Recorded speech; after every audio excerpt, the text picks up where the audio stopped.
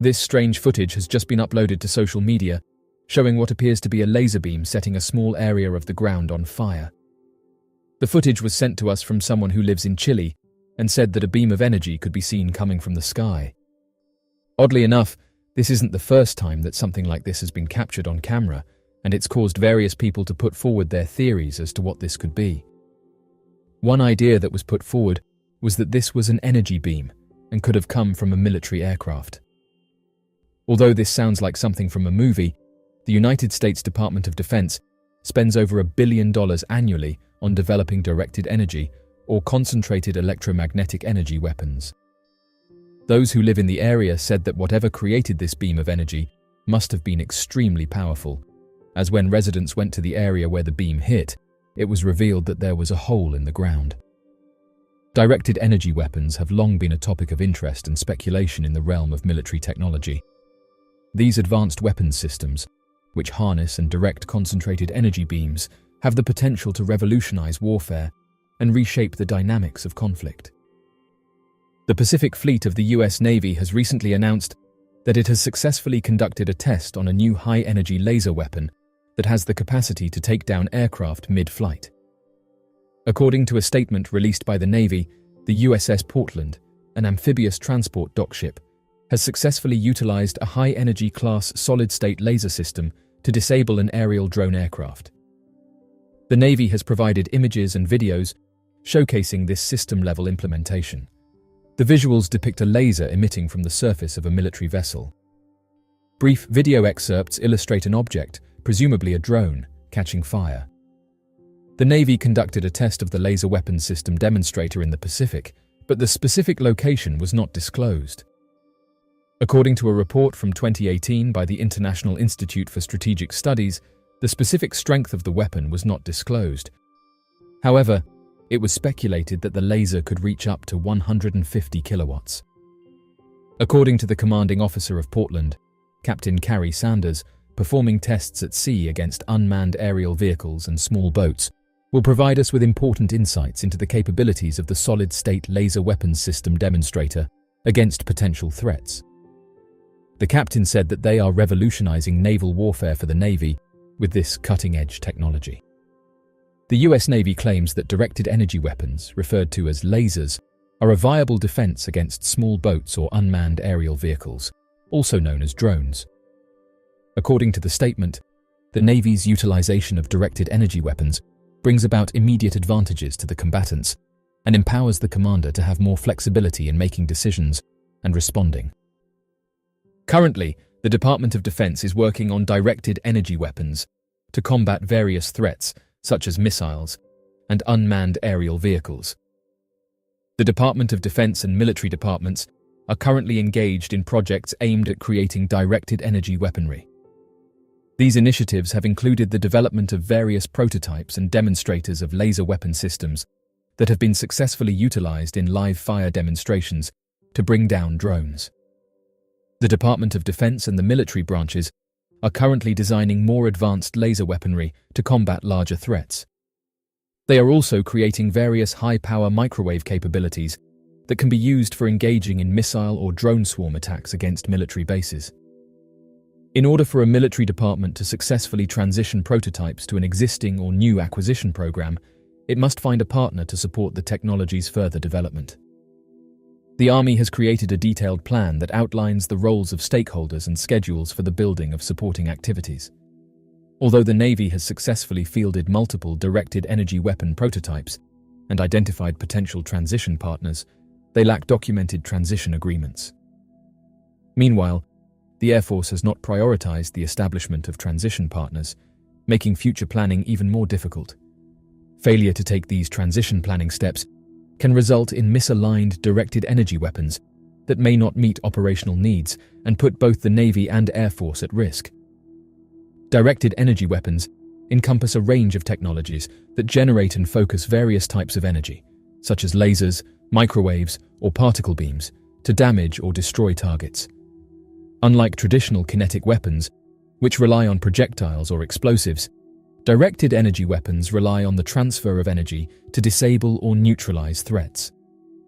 The energy beams emitted by these weapons can be precisely aimed and controlled, offering advantages in terms of accuracy, speed, and potentially reduced collateral damage. One of the key advantages of directed energy weapons is their speed of engagement. The high velocity of energy beams allows for near instantaneous target acquisition and engagement, enabling rapid responses to incoming threats. This can be particularly valuable in scenarios where time is critical, such as in intercepting missiles or drones. Additionally, directed energy weapons offer extended operational capabilities. Unlike conventional weapons, which require ammunition resupply, directed energy weapons can operate as long as there is sufficient power supply. This reduces the logistical burden and potential risks associated with transporting and storing ammunition. Another significant advantage of directed energy weapons is their potential for precise targeting. The focused nature of the energy beams allows for selective engagement, minimizing collateral damage and reducing the risk to civilians and infrastructure. This accuracy can be especially valuable in urban warfare or situations where targets are located in close proximity to non-combatants. Moreover, directed energy weapons have the potential to overcome certain limitations of conventional weaponry. For example, they can counter hypersonic missiles, which pose significant challenges to traditional defense systems due to their extreme speed and maneuverability. Directed energy weapons can track and engage such targets with greater agility and responsiveness. However, the development and deployment of directed energy weapons also raise important ethical considerations. The potential lethality and range of directed energy weapons may present challenges in distinguishing between combatants and non-combatants, raising concerns about the risk of unintended casualties and violations of international humanitarian law. Additionally, the long-term effects of directed energy beams on human health and the environment require careful evaluation. Another consideration is the potential for escalation and arms race dynamics. The deployment of advanced directed energy weapons could lead to a race for more powerful and sophisticated systems, increasing the risk of military confrontation and destabilizing the balance of power between nations. Furthermore, the effective use of directed energy weapons relies on robust and secure command, control, and communication systems. Cybersecurity concerns must be addressed to prevent unauthorized access or malicious manipulation of these weapons, which could have devastating consequences if exploited. As of right now, directed energy weapons represent a significant advancement in military technology with the potential to transform warfare. Their speed, accuracy, extended operational capabilities, and potential to overcome certain limitations of conventional weapons make them attractive options for defense and security purposes. However, ethical considerations, including the risk of unintended casualties, potential long-term effects, and the risk of escalation, must be carefully evaluated and addressed. As with any new technological development, the responsible and accountable use of directed energy weapons is paramount to ensure their potential benefits are realized while minimizing potential risks and harms. Scientists have found a new strange metal that behaves in ways they cannot quite understand. A recent discovery by a team of scientists depicts a new strange metal that behaves in a way that has never been recorded before. The metal was discovered in a material where the electrical charge was not being carried by electrons, but by an entity they are calling Cooper pairs. These strange metals are not completely new, but were discovered nearly 30 years ago and have troubled scientists for decades, as they do not act in the same ways that better understood metals like copper and silver do. For example, scientists have a great understanding of metals like silver, brass, and copper because they act in a typical way. These typical metals are common conductors of electricity and change when they are heated or cooled, whereas the new strange metals are not behaving in the same way, but following a different set of rules that differ from the understanding that we currently have of metals and electricity. Simply put, electrons belong to the fermions class of particles, and these new Cooper pairs belong to the bosons class. The boson system operates differently from the fermion and moves similarly to water molecules. Therefore, these Cooper pairs have a wave-like entity. To understand these metals, scientists have tried to apply the same mathematical formulas used to learn about black holes, among other tests, to determine how and why these strange metals behave in the way they do. Unfortunately, there is yet to be a clear answer. At the moment, there is still not much knowledge about the strange metals, and scientists are working hard to uncover some more answers, but it may be some time before we gain more knowledge. Scientists discover a mysterious shadow zone in the ocean. There is an area of ocean containing what is referred to as the most ancient water on Earth, and the reason for this is as interesting as it is confusing. Deep below the surface of the North Pacific Ocean lies a patch of water that has remained stagnant and unmoved for over 1,000 years. It's thought that the last time these waters came into contact with the Earth's atmosphere was as far back as the time of the Vikings, Mayans, and ancient Romans. In an area called the Shadow Zone, the oldest waters on Earth are trapped at a depth of 1.2 miles. The age of the water has been confirmed using carbon dating, but the reasons for it staying there are a little less clear. With barely any vertical movement, the ocean water in that shadow zone has been suspended for centuries.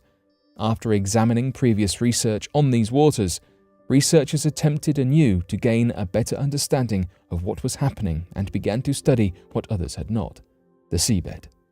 This revealed that the depth and shape of the ocean floor also played a part in why the waters had stayed there, unmoved, for so long.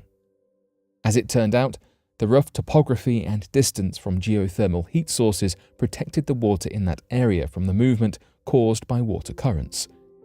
The level at which the shadow zone sits means that it is affected neither by surface currents nor by deeper currents that travel through the rest of the Pacific Ocean. The Pacific Ocean evidently holds a lot more than we might ever imagine, from meteorite fragments from another solar system to water that has not moved nor changed since ancient times from thousands of years ago. A missing scrap of a Dead Sea Scroll mysteriously ended up in Montana. Back on the topic of the Dead Sea, a missing piece of a Dead Sea Scroll was inexplicably discovered in a home in Montana. Unfortunately, the entire message of the scroll may not be able to be interpreted due to rips in the papyrus. Scrolls made of papyrus were common far before the 1500s, with their first speculated uses dating back to BCE. Researchers have been able to translate some of what is on the fragment, its size being slightly larger than a postage stamp. The most obvious and readable things are instructions for which items to send and not to send. For what reason exactly, we have no idea. Yet any note would be mystifying after accidentally travelling from Israel to Montana. In fact, it's a miracle that a natural biodegradable material has lasted for such a long time. Perhaps next time something ends up in a strange place, we can accurately predict where it came from. Mystery of strange sonar blip heard near Titanic wreckage is finally solved.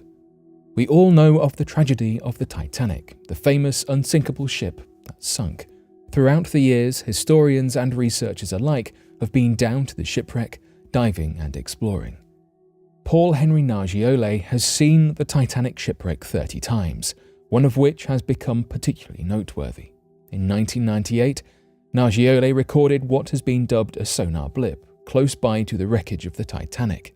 It has been decades, and we remained clueless as to what this strange blip was, and so it remained unidentified, a mystery. There were plenty of possibilities as to what might have been behind this blip. Many theorized that it could have been another shipwreck or even some sort of geological feature. Decades later, we finally have the answer. It was a 2022 trip to the shipwreck that Nargiole and his research team at last uncovered the origin of this blip. The team found a deep-sea reef filled with marine life. This was a volcanic formation, and it has been found to be home to plenty of different sea life. This news is so fresh that we don't know exactly what it is that has been discovered. With plenty of images, videos, and general footage to search through, this discovery is far from complete. During their dive, the researchers spotted sponges, corals, different fish and lobsters, amongst other creatures. The basalt ridge, where all this wonderful sea life was found, has been named the Nargiole Fanning Ridge for the time being, named after Nargiole and Oisin Fanning, who was the mission specialist during this expedition. Researchers hope to be able to observe how the different organisms interact, are distributed, and what kinds of creatures can thrive in this sort of space. By looking at this and then forming comparisons to other underwater ecosystems, we should be able to learn a lot more about deep-sea environments. It's important to research these ecosystems now, not solely out of interest, but also in the sense of preservation, as we know the climate crisis can have a negative impact upon these systems.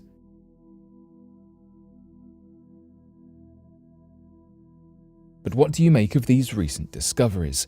Be sure to let us know your thoughts in the comment section below and help us grow this community while working to solve these unexplained mysteries. Thank you for watching, and don't forget to subscribe for more videos.